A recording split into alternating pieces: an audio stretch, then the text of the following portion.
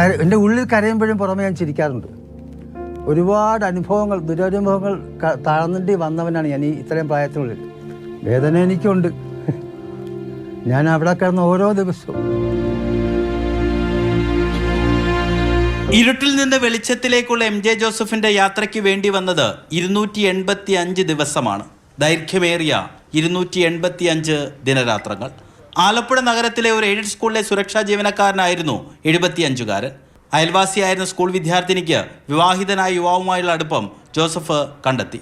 ഇതിനു പിന്നാലെ ഹൈസ്കൂൾ വിദ്യാർത്ഥിനി സെക്യൂരിറ്റിക്കെതിരെ അധ്യാപകരോട് പരാതിപ്പെട്ടു.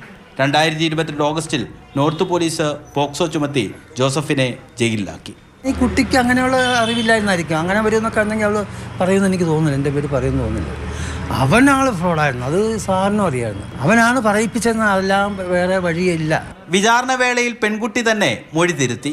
വിവാഹിതനായ കാമുകൻ പറഞ്ഞിട്ടാണ് വയോധികനെതിരെ തെറ്റായ മൊഴി കൊടുത്തതെന്ന് കോടതിയോട് പൊട്ടിക്കരഞ്ഞുകൊണ്ട് തുറന്നു പറഞ്ഞു. വിചാരണ തുടങ്ങിയപ്പം എന്നെ നേരിട്ട് കണ്ട്, ഈ ഓൺലൈനിലല്ല. അപ്പോൾ എൻ്റെ രൂപം കണ്ടപ്പോൾ അവൾ വീണ് കരച്ചിലൊക്കെ വരും. ഉടനെ ജഡ്ജി മറക്കാൻ പറഞ്ഞു. മറച്ച് മറ്റാൾ ചോദിച്ചത് പറയുന്നില്ല, ഇവള് കരച്ചിൽ തന്നെ. നീ എന്തെങ്കിലും പറയുന്ന അപ്പോൾ നിരപരാധിയാണ്, ഞാൻ എനിക്കന്ന് പറ്റിയ തെറ്റാണ്. ഒടുവിൽ നീതിദേവത കൺതുറന്നു. ഒപ്പം നിന്ന വീട്ടുകാരുടെയും തള്ളിപ്പറഞ്ഞ നാട്ടുകാരുടെയും ഇടയിലൂടെ അയാൾ വീണ്ടും ജീവിതം തുടങ്ങുകയാണ്. ആരോടും പരിഭവമില്ലാതെ. എൻ്റെ മക്കളൊഴിച്ച് ബാക്കി എല്ലാവരും എന്നെ തള്ളിപ്പറഞ്ഞു. എന്നെ കാണുമ്പോൾ തലയിരിച്ചിട്ടുണ്ട്.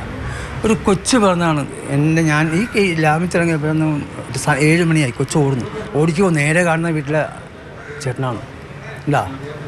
ആ കൊച്ചങ്ങനെ പറയുകയാണെങ്കിൽ അങ്ങനെയുള്ള എന്നിട്ട് അപ്പം എനിക്ക് ഫീൽ ചെയ്തു. ലീഗൽ സർവീസ് അതോറിറ്റിയിലെ സേവനകാലത്ത് പരിചയപ്പെട്ട അഭിഭാഷകൻ PP ബൈജു MJ ജോസഫിന്റെ നിരപരാധിത്വം തിരിച്ചറിഞ്ഞ് പ്രതിഫലം വാങ്ങാതെയാണ് കേസ് വാദിച്ചത്. നമ്മൾ കുട്ടിയെ ക്രോസ് ചെയ്തപ്പോഴാണ് കുട്ടി പറഞ്ഞത് തെറ്റുപറ്റിപ്പോയി, ഇങ്ങനെയാണ്, ഞാൻ സത്യം മറച്ചു വെച്ചുകൊണ്ടാണ് പറഞ്ഞതെന്നും കാമുവിനെ രക്ഷിക്കാനാണെന്ന് പറഞ്ഞു. അപ്പം തന്നെ ആ ഇരുന്ന ജഡ്ജിയാണ് രണ്ടാമത് അന്വേഷണത്തിന് ഉത്തരവിടുകയും ആ അന്വേഷണത്തിൻ്റെ റിപ്പോർട്ട് വന്ന ശേഷം ആണ് കോടതിക്ക് പോലും അത് മനസ്സിലായി. പെൺകുട്ടിയുടെ മൊഴിയുടെ അടിസ്ഥാനത്തിൽ കാമുകനെ പ്രതിയാക്കി ആലപ്പുഴ നോർത്ത് പോലീസ് കേസെടുത്തിരുന്നു.